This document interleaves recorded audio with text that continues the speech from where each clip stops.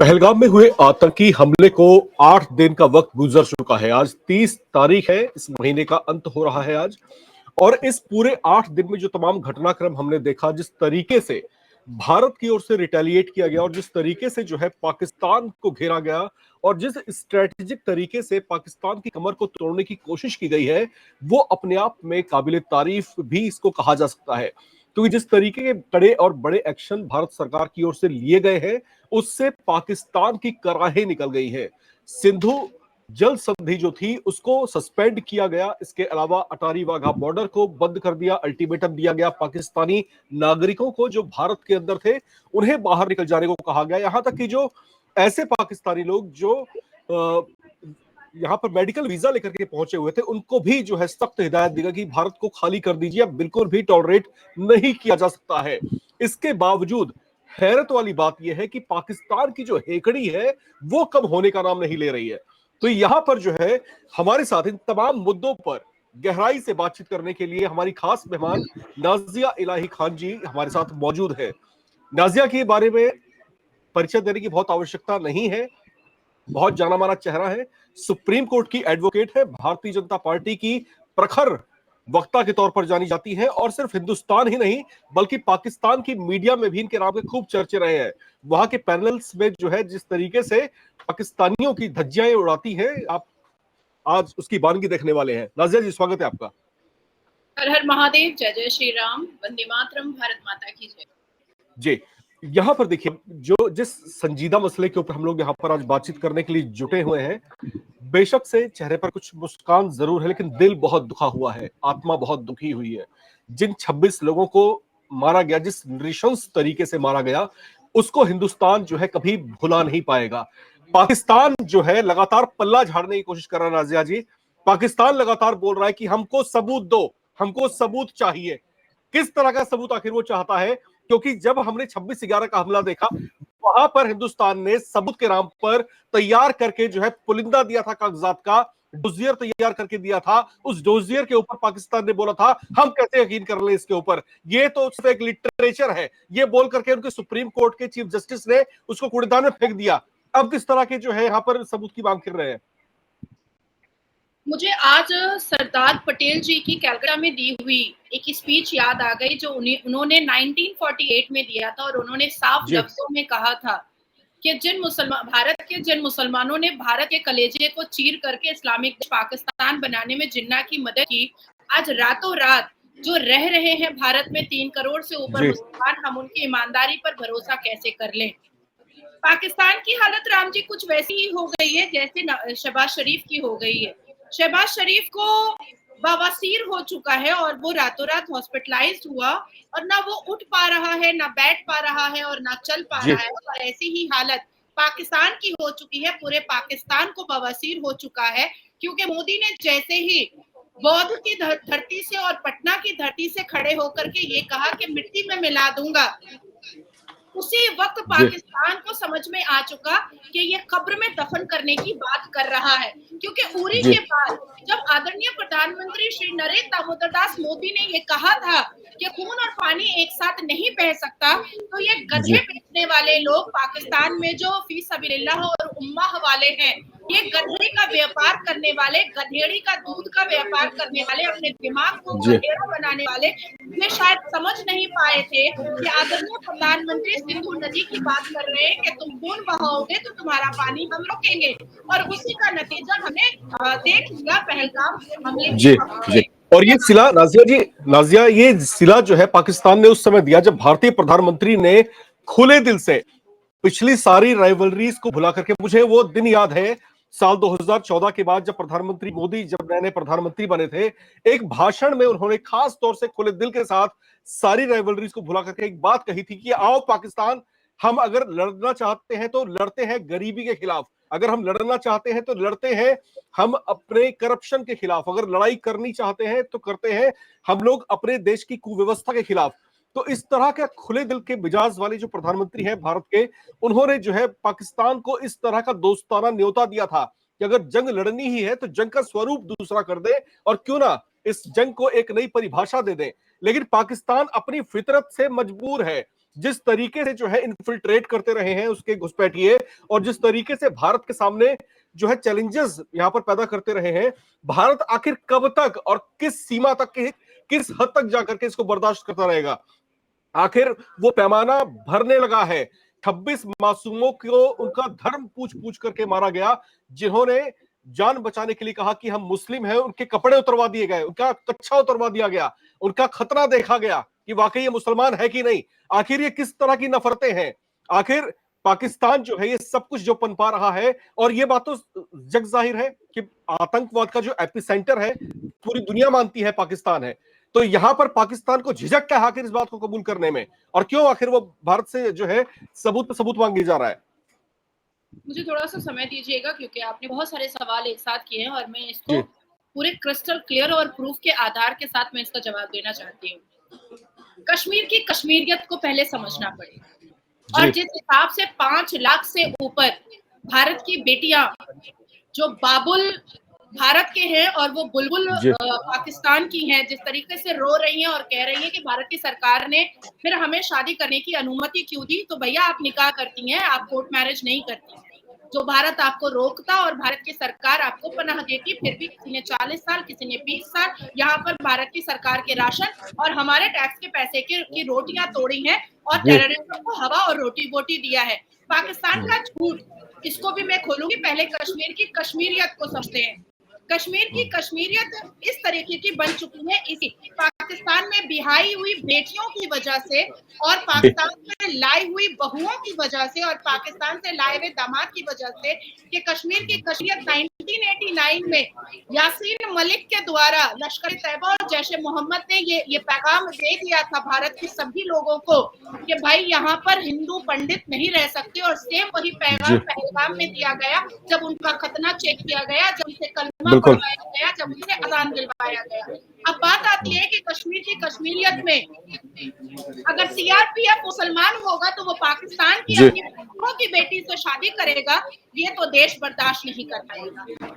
2008 में आए हुए इंडिया पाकिस्तान के मैच को देखने वाला अब्दुल्ला परिवार के नेतृत्व में अगर कश्मीर का पुलिस बन जाएगा, पाकिस्तान का बेअदबी, पाकिस्तान का उग्रवादी और आतंकवादी अब्दुल्ला अपने आस्तीन का सांप बनाएगा और हिंदुओं को मालिक बोलेगा, तो भारत के नागरिक उसको बर्दाश्त नहीं करेंगे, क्योंकि पुलिस कश्मीर की हो या पुलिस उत्तराखंड की हो या पुलिस बंगाल की हो या पुलिस आसाम की हो, हमारे टैक्स के पैसे से उसको सैलरी मिलती है, और वो पाकिस्तान का व्यक्ति इंडिया पाकिस्तान का मैच देखने आता है और यहाँ पर लापता होकर के अब्दुल्ला परिवार उसको भारत देश का नागरिक घोषित करके उसको पुलिस की नौकरी दिलवाता है। ये भारत के नागरिक बर्दाश्त नहीं करेंगे। अब बात आती है डॉजियर की।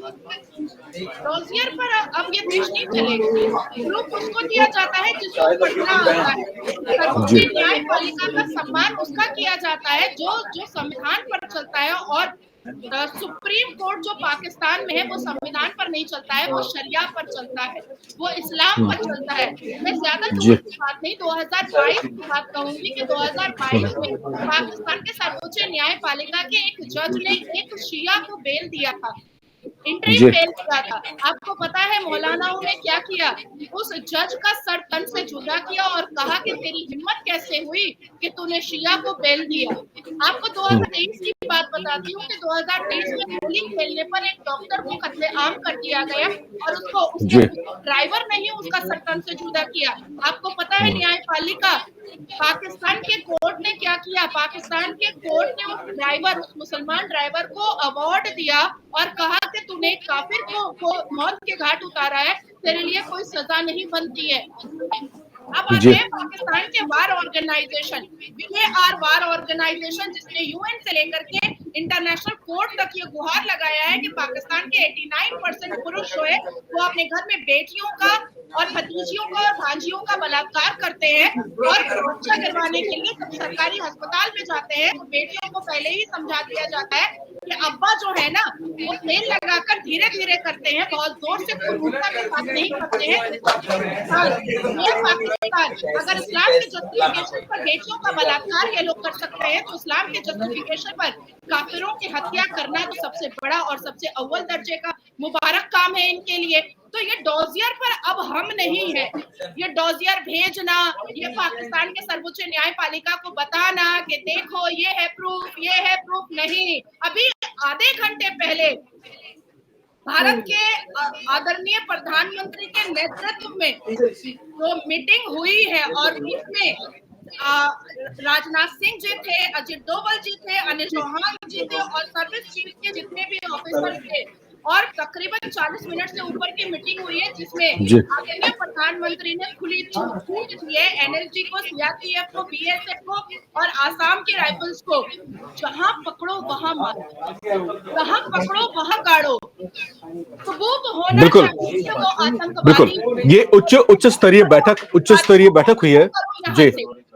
जी उच्च स्तरीय बैठक हुई है प्रधानमंत्री मोदी जी के नेतृत्व में और इसमें जो है तीनों सेनाओं के चीफ थे, सीडीएस भी थे इसमें और जो है देश के सुरक्षा सलाहकार जो है अजित डोभाल साहब वो भी जो है कल रात की बैठक में मौजूद थे। क्या कुछ चर्चा हुई? हालांकि संवेदनशील विषय पर जो है सार्वजनिक उन बातों को नहीं किया गया, लेकिन यहां पर इतना जरूर साफ है कि पाकिस्तान की ओर से जो गतिविधियां जारी हैं उस पर हिंदुस्तान अब और ज्यादा बर्दाश्त करने के मूड में नहीं है, क्योंकि यहां पर युद्ध जो है जरूरी नहीं कि आमने सामने और जो है गन और बंदूक से ही लड़ी जाए, कई तरह का युद्ध हो सकते हैं, रणनीतिक तौर पर युद्ध हो सकते हैं। नाज़िर जी, आपको क्या लगता है अभी जो प्रेजेंट सिनेरियो है, अभी जो आप तमाम हालात आप देख पा रही हैं और जिस तरीके से बड़े बड़े फैसले हिंदुस्तान की ओर से किए गए हैं, क्या लगता है कि पाकिस्तान के लिए इतना ही काफी है कि और कुछ नट बोल्ट टाइट करना चाहिए उनका? नहीं, हमारा मन तो वाटर स्ट्राइक और डिजिटल स्ट्राइक से भरा नहीं है। हम चांद पे जाते हैं, पाकिस्तान अपने झंडे पे ही चांद बना लेता है। हम रफाइल की बात करते हैं, वो लकड़ी का रफाइल बना करके बालू पे कूद जाता है। तो ऐसे लोगों को अब ये जो बहुत जज्बे वाली कौम है और ये जो फी सबीलिल्लाह वाली कौम है, ये जो जिहाद वाली कौम है और जिहाद के जस्टिफिकेशन पर लोगों को मौत के घाट पे उतारने वाली कौम है, अब इसका तख्ता पलट करना बहुत जरूरी है।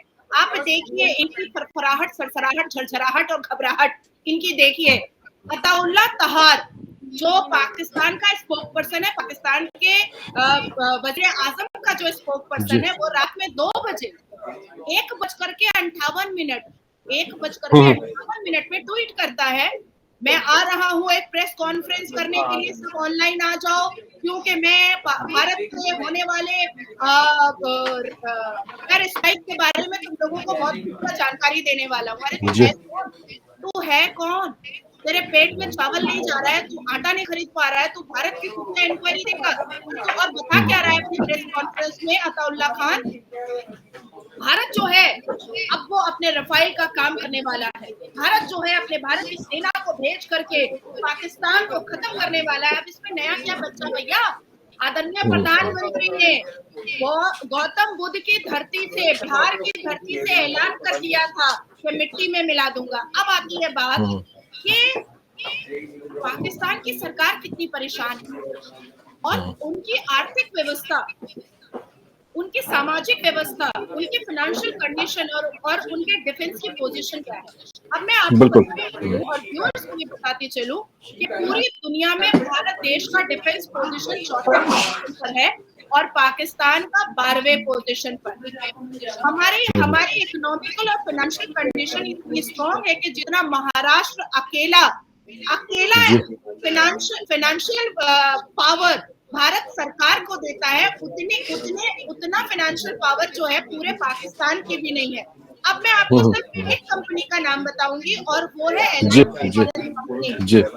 LIC इंश्योरेंस कंपनी के पास फंड है, उतनी पूरी भारत सरकार के पास भी नहीं है। कल रात में 12 बजे के बाद की आपको बात बता रही हूँ कि पाकिस्तान के शहबाज शरीफ वज़ीर आज़म के अकाउंट से एक ट्वीट हुआ जिसमें पाकिस्तान के शहबाज शरीफ अपने कंटेंट राइटर से ये लिखवा रहे हैं कि भारत ब्लड रिवर चला देगा और हम सबको मिट्टी में मिला देगा, जिसके लिए हमारे पास फाइनेंशियल कंडीशन इतनी खराब है कि हम 3 माह भी पाकिस्तान को चलाने के काबिल नहीं है।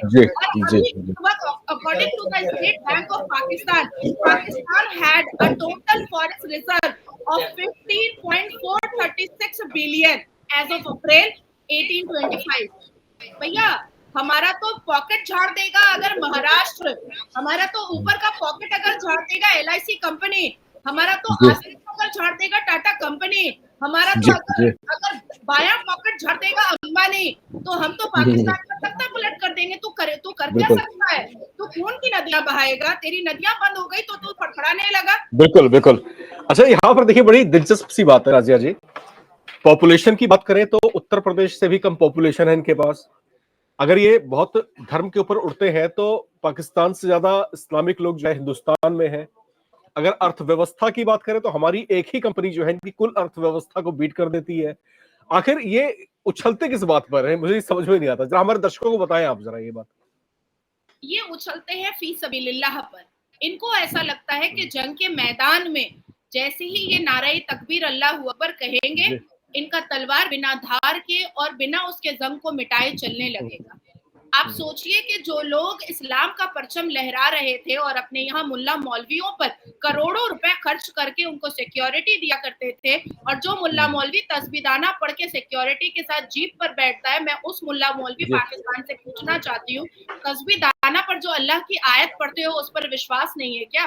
सिक्योरिटी पर ज्यादा विश्वास है क्या? उन आयतों पर, कुरान की उन आयतों पर विश्वास नहीं है जो तस्बीदाना पे पढ़ते हो? तुम्हारी जान मुंह को आ रही है पाकिस्तान जैसे इस्लामिक देश में ही मुसलमानों के बीच में। अब देखिए, ये आज सुबह की बात है कि आई थिंक मेरे पास पूरा डिटेल आया हुआ है। लियाकतपुर स्टेशन पाकिस्तान से एक वो निकलता है, एक ट्रेन निकलती है जिसमें तेल जा रहा है, क्योंकि पाकिस्तान के कितने ही जो एयरलाइंस हैं वो तेल की वजह से बैठे हुए हैं। एयर होस्टेस जो है वो घर पे बैठी हुई है, पायलट जो है वो रेजिग्नेशन दे चुके थे कि भाई आप सैलरी देते नहीं हो और फ्लाइट पे तेल रहता नहीं है तो हम चलाएं तो कैसे चलाएं।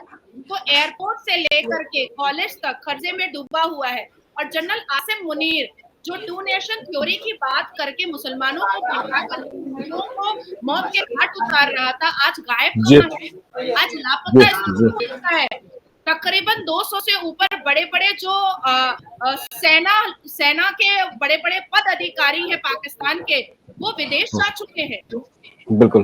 वजीर आजम बिल्कुल हो चुका है बिल्कुल ऑपरेशन के लिए। याद कीजिए बिल्कुल। और ये बातें जो है, मैं ये बोल करके आपका सवाल लूंगी, जब जनरल बाजवा की टांगे कांप रही थी अभिनंदन को भेजने के लिए और कह रहा था भेज दो अभिनंदन को, पसीने निकल रहे, टांगे कांप रही हैं, इमरान खान कुछ बोलना नहीं चाह रहा है, जल्दी भेजो भारत, नहीं तो रात में आ जाएगा हमारे पास। आज वही हालात फिर से पाकिस्तान के नजर आ रहे हैं। ये हिजड़े हैं, इसके अलावा कुछ नहीं है।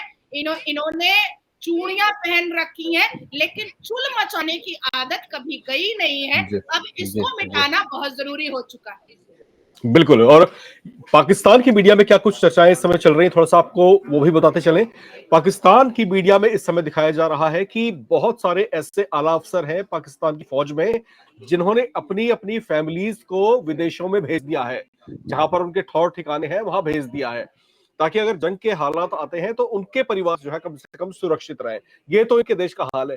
दूसरी बात ये कि एक और खबर ये आ रही है पाकिस्तानी फौज को लेकर के कि उनके जो कई बड़े अफसर हैं, इसके अलावा कई जो है सैनिक हैं, उनकी तरफ से जो है इस्तीफे दिए जाने शुरू हो गए हैं। बड़ी संख्या में जो है इस्तीफे शुरू हो चुके हैं। हालांकि इसको लेकर के अभी कोई पुष्ट जानकारी नहीं है, लेकिन ये चर्चाओं का विषय लगातार पाकिस्तान में बना हुआ है, जिसको लेकर के पाकिस्तानी सेना की ओर से इसे बहुत सामान्य ढंग से लिया गया और बताया गया कि ये सामान्य प्रक्रिया है और ऐसा लंबे समय से चल ही रहा है, तो इसको इस सिचुएशन से कनेक्ट ना किया जाए। तो ये हाल है इस समय पाकिस्तान का। तो जंग की स्थिति में जब आमने सामने वॉर की स्थिति जब पनपती हुई दिखाई दे रही है, ऐसी संभावनाओं के बीच में पाकिस्तान की सेना में किस तरह की खलबली है वो अपने आप में नई चर्चा छेड़ रही है। नाजिया जी, क्या है ये? एक तरफ बात कर रहे हैं कि हम जंग लड़ेंगे हिंदुस्तान से, दूसरी तरफ इनकी फौज में से जो है इतने इस्तीफे आने शुरू हो गए। हिजड़े हैं, गधे का व्यापार करते हैं, गधेड़ी का दूध पीते हैं, गधे वाला दिमाग है, और अवाम को भूखा नंगा रख करके ये एक ड्रामा खेलते हैं जो इन्होंने अमेरिका के साथ भी खेला था कि हमको पैसा देते रहो, हम उसामा बिन लादेन को पकड़ेंगे। बाद में पता चला अमेरिका को, जो पूरी दुनिया के सामने आया, कि उसामा बिन लादेन को रोटी बोटी दे करके इन्होंने अपने ही तहखाने में जमा करके रखा था। अभी देखिए जाकिर नायक को अपने ही तहखाने में जमा करके रखा है। अभी देखिए जितने भी आतंकवादी हैं जिसको अज्ञात हमलावर मार करके और सीने और छाती पर गोलियां मार करके आ रहे थे, ये कहां से पाए जा रहे थे? ये तो पाकिस्तान से ही पाए जा रहे थे। पाकिस्तान की सेना से लेकर के, पाकिस्तान के जनरल से लेकर के, पाकिस्तान के वजीर आजम तक इतने बड़े जात के हिजड़े हैं जो अपने अपने शब्दों में ही पकड़ में आ जाते हैं। जंग सिर्फ सरहद के उस पार नहीं है राम जी, जंग सरहद के उस पार भी है। तो जम्मू कश्मीर में कश्मीरियत पर मुसलमान का ठप्पा और इस्लाम का ठप्पा लगाना चाहते हैं, जो हसन नसरुल्लाह की मौत पर मातम करते हैं, जो याकूब मेमन की मौत पर जनाजे की नमाज पढ़ते हैं, जो बुरहान वानी को शहादत का दर्जा देने की कोशिश करते हैं, और जो अफजल गुरु के फांसी पर सर्वोच्च न्यायपालिका में मातम करने और छाती पीटने का काम करते हैं कि बेचारा हालात का मारा था। तो जंग दोनों तरफ से लड़ी जाएगी और आदरणीय प्रधानमंत्री ने जंग छेड़ दी है। सारे हिजड़ों का हिजाब खुल रहा है, सारे हिजड़ों का बोरखा खुल रहा है और सबके सामने आ रहा है। ये जो आपने कि अभी ये बिल्कुल इसको अप्रोप्रिएट नहीं कह सकते हैं कि 200 सेना ने, पाकिस्तान की सेना ने जो इस्तीफा दे दिया, क्यों नहीं कह सकते अप्रोप्रिएट? क्यों नहीं कह सकते? तुमको आज का ही मौका मिला था रिजाइन करने का, तुमको पहले नहीं मिला था भाई। अगर हालात इतने बुरे हैं, भारत जो चौथे पोजीशन पर है हमारे डिफेंस में, हमारी इकोनॉमिकल सिस्टम इतनी वास्ट और फास्ट है, 56 मुस्लिम कंट्री हमारे समर्थन में है, एक भी मुसलमान कंट्री पाकिस्तान के समर्थन में नहीं है। ऐसे सिचुएशन अगर किसी का टेन्योर खत्म भी हो रहा था तो सेना जो वर्दी पहनता है वो अपने देश के लिए इतना लॉयल होना चाहिए कि अब हम 2 महीने और नहीं रिजाइन करेंगे, हम अभी बैठेंगे, जब ये मुसीबत की घड़ी हट जाएगी, बादल छट जाएंगे, तब हम जाएंगे छुट्टी पर। लेकिन ऐसे सिचुएशन में पाकिस्तान की 200 सेना के ऊपर पदाधिकारी बैठे हुए रिजाइन करते हैं, आसिम मुनीर भाग जाता है, लापता हो जाता है, घूंघट ओढ़ लेता है, आसिम मुनीर बुर्का पहन करके विदेश चला जाता है, बड़े बड़े अधिकारी और मंत्री अपने अपने अपने रिश्तेदारों को विदेश भेज देते हैं। इसका मतलब है मोदी का खौफ तो है भैया, और हमारे देश की सेना से थर थर कांप करके पैंट में मूत तो रहे हो तुम लोग, ये तो समझ में आ रहा है। भारत की अगर जो है हम रक्षा बजट की बात करते हैं तो पाकिस्तान की रक्षा बजट से लगभग 10 गुना ज्यादा बड़ा रक्षा बजट जो है हिंदुस्तान का है।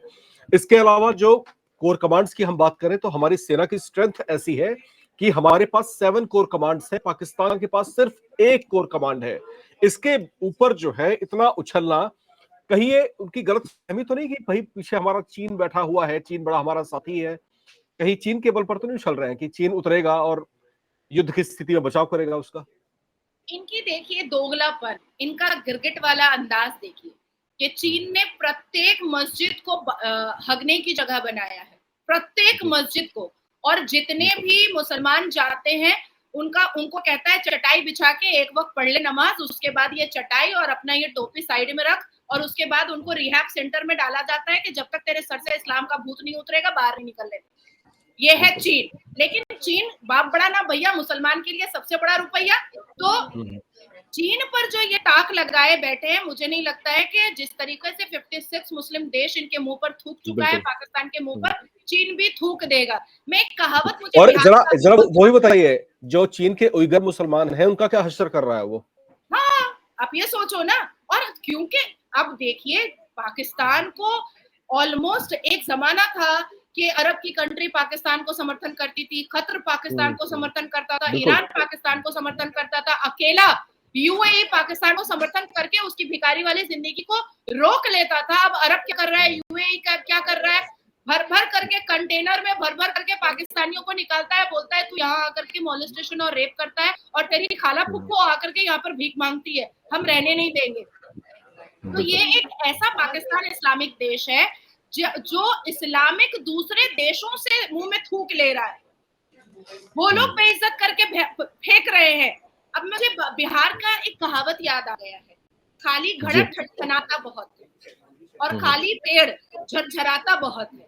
तो पाकिस्तान की दूर और दशा बस इतनी ही हो चुकी है कि आवाज तेज है पर उस आवाज में दम कहीं पर भी नहीं है और उस आवाज में तेजी कहीं पर भी नहीं है। और ये इसीलिए साबित हो रहा है कि शहबाज शरीफ जो पाकिस्तान का वजीर आजम है वो अपने बवासीर के इलाज के बहाना से बिस्तर पर है और आसिम मुनीर बुर्का पहनकर गायब हो चुका है। 56 मुस्लिम देश पाकिस्तान को सपोर्ट करने को तैयार नहीं है। चाइना डायलेमा पे है कि करेगा कि नहीं करेगा, और अगर एक चाइना देगा तो भारत से लड़ने भिड़ने के लिए चाइना को कम से कम भी तो 100 बार सोचना पड़ेगा, क्योंकि अभी ट्रीटी से लेकर के बायलैटरल से लेकर के अर्थव्यवस्था से लेकर के जीडीपी से लेकर के हमारा जो इम्प्रूवमेंट है, हमारा जो इंफ्रास्ट्रक्चर है, हमारे जो योजनाएं हैं, वो चाइना से डायरेक्ट दुश्मनी चाइना बर्दाश्त नहीं कर पाएगा। इसलिए बिल्कुल सोचना पड़ेगा। और इस समय जो दर्शक हमको देख रहे हैं वो भी अपने जो है राय हमारे साथ यहाँ पर जो है शेयर कर सकते हैं, कमेंट बॉक्स में आप कमेंट कर सकते हैं। और दूसरी यहाँ पर महत्वपूर्ण बात ये नाजिया जी, इस समय ये मुझे ऐसा लगता है कि भारत के लिए बहुत गोल्डन अपॉर्चुनिटी इस लिहाज से हो सकती है कि पाकिस्तान पर इस समय दोहरी चोट की मार पड़ेगी अगर हिंदुस्तान ने हमला किया। अगर हम बात करते हैं सिंध प्रांत की, तो सिंध में जो है लिबरेशन के लिए अलग से मूवमेंट चल रहा है। बलूचिस्तान की बात करें तो बलूचिस्तान को लिबरेशन के लिए वहां पर अलग मूवमेंट चल रहा है। तो इस समय अब भारत के पास गोल्डन अपॉर्चुनिटी नहीं है कि भारत अगर चढ़ाई कर दे और पीओके वाला जो रीजन है जो कि उसने हथियार रखा है उसको हम एक्वायर कर लें। क्या ये संभव है कि अभी ऐसा किया जा सकता है? I think Ramjeet, this is the golden opportunity to take back PoK. और मुझे लगता है कि पीओके लेने हम जाएंगे और सूद समेत वापस आएंगे। जाएंगे तो मोर लेने, लेकिन सूद समेत वापस आएंगे, क्योंकि बलोच हमारे साथ भारत में जुड़ना चाहता है, खैबर पख्तूनख्वा भारत में जुड़ना चाहता है, सिंध प्रोवांस जो है वो भारत में जुड़ना चाहता है। और जिस हिसाब से अफगान और तालिबान ने खुले अंदाज में अपने गैजेट में और अपने स्टेटमेंट में कहा है कि वो भारत के साथ इस वक्त इस सिचुएशन में मोदी का साथ देगा, इससे यह साबित होता है कि पाकिस्तान को बर्बाद करने के लिए अब सिर्फ भारत नहीं बल्कि कई ऐसे मुस्लिम देश है, इवन पाकिस्तान का बलोच, पाकिस्तान का सिंध प्रोवांस, पाकिस्तान का ही खैबर पख्तूनख्वा भी पाकिस्तान का गला घोटने के लिए और पाकिस्तान को खत्म करने के लिए परेशान है। गोल्डन अपॉर्चुनिटी कि हम जाएंगे पीओके लेने, पर आएंगे आधे से ज्यादा पाकिस्तान को भारत का अखंड भारत बना करके। बिल्कुल मिट्टी में मिला दूंगा, ये स्टेटमेंट था भारतीय प्रधानमंत्री का। और नाजिया जी को आप सुन रहे थे, नाजिया जी का बिल्कुल यही कहना है, जो इस समय देश का कंसेंसस है लगातार यही बातें कह रहा है कि ये बहुत माकूल वक्त है, बहुत गोल्डन अपॉर्चुनिटी है। दुनिया की कई महाशक्तियों ने भारत को अपना खुला समर्थन दे दिया है, भारत से सहानुभूति जताई है, और खास तौर से इजराइल और आज ही जो है यूनाइटेड किंगडम ने भारत को समर्थन दिया है कि वहां पर जो पहलगाम में हुआ सरासर गलत था। इंडिया अगर रिटेलिएट करता है तो उसका नैतिक समर्थन हिंदुस्तान के साथ में रहेगा। अब बहरहाल पिछले कुछ दिनों से लगातार ताबड़तोड़ बैठकें की जा रही हैं। कल ही उच्च स्तरीय बैठक हुई थी, क्या कुछ चर्चा हुई उसको फिलहाल गोपनीय रखा जा रहा है, लेकिन यहां पर चर्चा एक और है कि हिंदुस्तान साइलेंट होकर के बैठने वाला नहीं है, क्योंकि वो हिंदुस्तान नहीं है जो पहले था। मिजाज और अंदाज बदल चुके हैं और ये बदला हुआ अंदाज किस तरीके से पलटवार करेगा वो फिलहाल यहां पर देखने लायक होगा। बहरहाल पल पल की जानकारियां आपको यहां पर मिलती रहेंगी। हमारी जो खास मेहमान थी नाजिया इलाही खान जी, हम इनसे फिलहाल यहां पर इजाजत लेते हैं इस वादे के साथ में कि नाजिया जी के साथ हम वापस जुड़ेंगे और फिर जब नई डेवलपमेंट होगी और जो नया कुछ होगा इसके अंदर तो उसमें हम इनको जरूर कनेक्ट करेंगे। नाजिया जी धन्यवाद आपका। हर हर महादेव।